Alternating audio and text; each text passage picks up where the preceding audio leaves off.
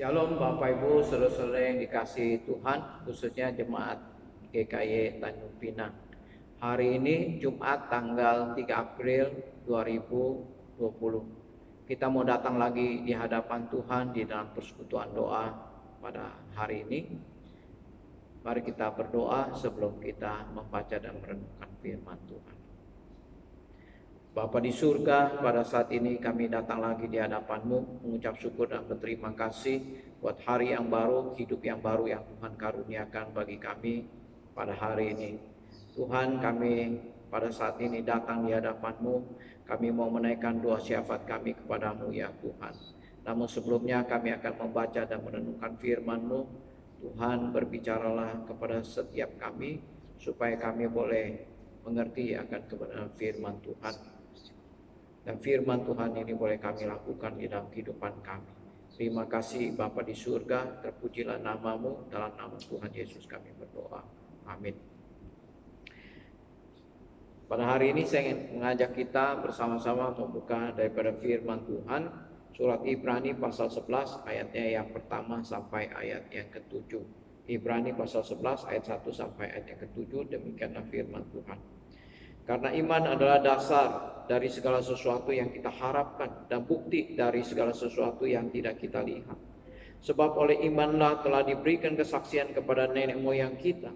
Karena iman kita mengerti bahwa alam semesta telah dijadikan oleh firman Allah, sehingga apa yang kita lihat telah terjadi dari apa yang tidak dapat kita lihat. Karena iman Habel telah mempersembahkan kepada Allah korban yang lebih baik daripada korban Kain. Dengan jalan itu ia memperoleh kesaksian kepadanya bahwa ia benar, karena Allah berkenan akan persembahannya itu, dan karena iman ia masih berbicara sesudah ia mati. Karena iman Henok terangkat supaya ia tidak mengalami kematian, dan ia tidak ditemukan karena Allah telah mengangkatnya. Sebab sebelum ia terangkat ia memperoleh kesaksian bahwa ia berkenan kepada Allah. Tetapi tanpa iman tidak mungkin orang berkenan kepada Allah. Sebab barang siapa berpaling kepada Allah, ia harus percaya bahwa Allah ada dan bahwa Allah memberi upah kepada orang yang sungguh-sungguh mencari Dia. Karena iman, maka Nuh dengan petunjuk Allah tentang sesuatu yang belum kelihatan, dengan taat mempersiapkan bahtera untuk menyelamatkan keluarganya. Dan karena iman itu ia menghukum dunia, dan ia ditentukan untuk menerima kebenaran sesuai dengan imannya. Pada bagian firman Tuhan ini penulis Ibrani memberitahukan kepada kita tentang apa itu iman dan bagaimana kehidupan orang yang beriman. Apa itu iman? Di dalam ayat yang pertama, penulis Ibrani ini mendefinisikan tentang iman. Dikatakan bahwa iman adalah dasar dari segala sesuatu yang kita harapkan dan bukti dari segala sesuatu yang tidak kita lihat. Jadi ada dua hal tentang definisi iman oleh penulis Ibrani. Yang pertama, bahwa iman itu adalah dasar dari segala sesuatu yang kita harapkan. Yang kedua, iman adalah bukti dari segala sesuatu yang tidak kita lihat. Jadi kalau kita tetap berharap kepada Tuhan meskipun situasi dan keadaan tidak ada harapan, maka kita disebut sebagai orang yang beriman. Demikian juga ketika kita tidak melihat namun kita percaya, maka kita dikatakan bahwa kita adalah orang beriman.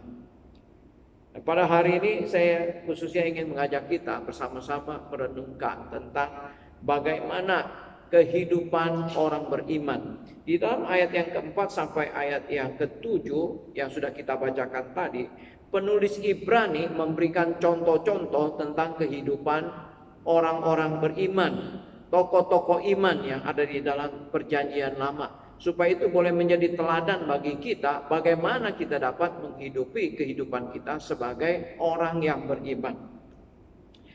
Yang pertama, bahwa orang yang beriman itu hidup benar di hadapan Tuhan. Di dalam ayat yang keempat dikatakan demikian, karena iman Habel telah mempersembahkan kepada Allah korban yang lebih baik daripada korban Kain. Dengan jalan itu ia memperoleh kesaksian kepadanya bahwa ia benar, karena Allah berkenan akan persembahannya itu, dan karena iman ia masih berbicara sesudah ia mati. Di sini katakan bahwa karena iman maka Habel mempersembahkan persembahan yang lebih baik daripada korban persembahan yang dipersembahkan oleh Kain. Yang menjadi pertanyaan, apakah Habel dibenarkan karena persembahan yang diberikan, ataukah karena kehidupan Habel yang benar maka korban persembahannya diterima oleh Tuhan? Dan saya yakin dan percaya bahwa Habel dinyatakan benar oleh Tuhan bukan karena persembahan yang diberikan kepada Tuhan maka dia dinyatakan benar, tetapi sebaliknya, karena kehidupan Habel yang benar maka Tuhan berkenan akan korban persembahan yang dipersembahkan oleh Habel. Demikian pula sebaliknya, bukan karena persembahan Kain yang kurang baik maka dia tidak diterima, tetapi justru karena kehidupannya yang tidak benar maka korban persembahannya tidak diterima oleh Tuhan. Oleh karena itu Bapak Ibu Saudara yang dikasihi Tuhan, jikalau kehidupan kita benar maka kita akan berkenan kepada Tuhan. Apa yang kita lakukan, apa yang kita perbuat akan berkenan kepada Tuhan. Demikian juga jikalau kehidupan kita tidak benar, apapun yang kita perbuat, bahkan juga di dalam ibadah kita, persembahan kita berikan kepada Tuhan, Tuhan tidak akan berkenan. Bagaimana kita bisa hidup benar?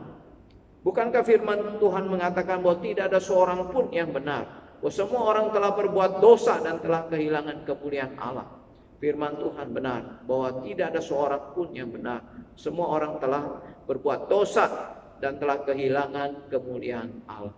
Oleh karena itu Yesus Kristus datang ke dalam dunia, mati di atas kayu salib, supaya kita yang percaya, setiap orang yang percaya kepada Yesus Kristus dibenarkan di hadapan Allah. Jadi kita benar di hadapan Allah bukan karena kebenaran kita sendiri. Kita benar di hadapan Allah, kita menjadi benar di hadapan Allah karena kebenaran Kristus yang sudah mati di atas kayu salib menggantikan kita, orang yang berdosa, orang yang tidak benar. Sehingga ketika kita percaya kepada Yesus maka kita menjadi orang yang dibenarkan di hadapan Allah. Oleh karena itu Bapak Ibu Saudara yang kasih Tuhan, jika kita sudah dibenarkan oleh Allah maka itu harus kita nyatakan di dalam kehidupan kita sehari-hari. Kehidupan status yang benar di hadapan Allah itu harus nyata di dalam kehidupan kita sehari-hari. Orang yang hidupnya benar akan mempersembahkan seluruh kehidupannya kepada Tuhan, akan melakukan sesuatu yang terbaik bagi Tuhan, akan memberikan persembahan yang terbaik bagi Tuhan. Ini yang pertama.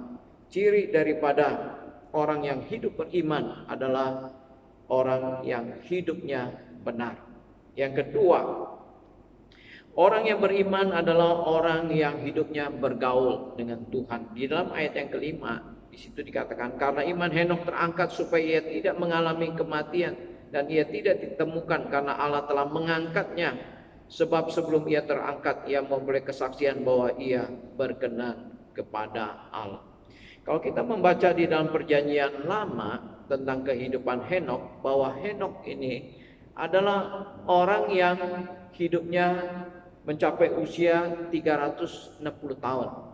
Dan jika dibandingkan dengan orang-orang sejamannya, pada saat itu manusia hidup rata-rata di atas 900 tahun.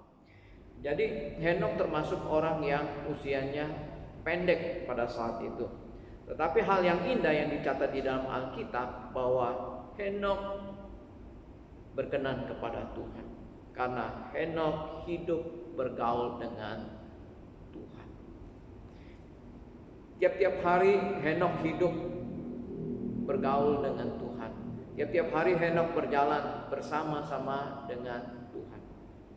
Kita tidak tahu bagaimana kehidupan manusia pada zaman Henokh, tetapi Alkitab mencatat bahwa Henokh memiliki persekutuan pribadi dengan Tuhan, hidup yang begitu dekat, hidup yang begitu intim, memiliki persekutuan pribadi dengan Tuhan. Tuhan berkenan kepada Henokh. Sehingga Henokh adalah orang yang pertama yang dicatat tidak mengalami kematian, karena Henokh telah diangkat oleh Tuhan naik ke surga, karena Tuhan berkenan akan kehidupan Henokh. Ini ciri yang kedua dari kehidupan orang beriman, hidupnya bergaul dengan Tuhan. Dan yang ketiga, orang yang beriman hidupnya taat kepada Tuhan. Itu dicatat di dalam ayat yang ke-7 tentang kehidupan Nuh. Kita semua tahu cerita tentang bagaimana kehidupan Nuh. Nuh hidup di tengah-tengah bangsa yang berdosa, umat manusia yang berdosa, yang tidak peduli terhadap Tuhan, yang hidup jauh daripada Tuhan. Namun Nuh hidup taat kepada Tuhan di dalam kehidupannya. Oleh karena itu pada waktu Tuhan memutuskan untuk menghukum semua manusia yang hidup pada zaman Nuh, Tuhan memberitahukan rencananya kepada Nuh, memerintahkan kepada Nuh untuk membuat bahtera, karena sebentar lagi Tuhan akan mendatangkan air bah untuk menghukum umat manusia. Walaupun Nuh belum pernah melihat air bah, apa itu air bah, bagaimana air bah itu terjadi, namun Nuh percaya kepada Tuhan, Nuh taat kepada Tuhan, Nuh membuat bahtera sesuai dengan perintah Tuhan.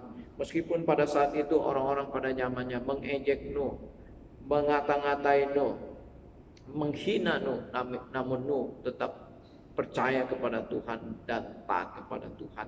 Sampai kepada waktunya Tuhan menurunkan air bah, maka yang selamat hanya Nuh dan keluarganya. 8 orang yang masuk ke dalam bahtera, semua umat manusia dibinasakan. Bapak Ibu Saudara yang kasih Tuhan, demikianlah ciri-ciri daripada kehidupan orang yang beriman. Pada saat ini ketika kita menghadapi pergumulan dunia, di mana pandemi virus corona merebak di mana-mana, termasuk di negara kita, di kota kita, di Tanjung Pinang, maka di sini kita dituntut lagi supaya kita bisa hidup beriman. Kita bisa hidup benar di hadapan Tuhan, benar di hadapan manusia. Kita juga bisa hidup bergaul erat dengan Tuhan, memiliki persekutuan pribadi, dan juga kita mau terus taat kepada Tuhan, terus percaya kepada Tuhan. Kiranya Tuhan memelihara dan memberkati kita. Mari kita berdoa. Bapa di surga, terima kasih buat firman-Mu yang boleh kami baca dan kami renungkan pada pagi hari ini. Kami boleh belajar tentang iman dan bagaimana kehidupan orang beriman.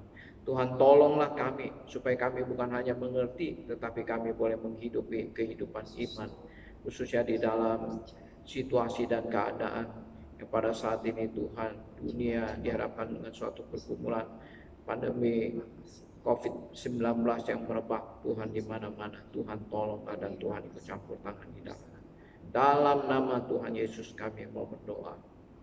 Amin. Kita akan melanjutkan dengan menaikkan doa-doa pribadi dan juga doa-doa syafaat kita kepada Tuhan. Jemaat bisa berdoa di rumah masing-masing dan kami akan berdoa dari tempat ini. Amin.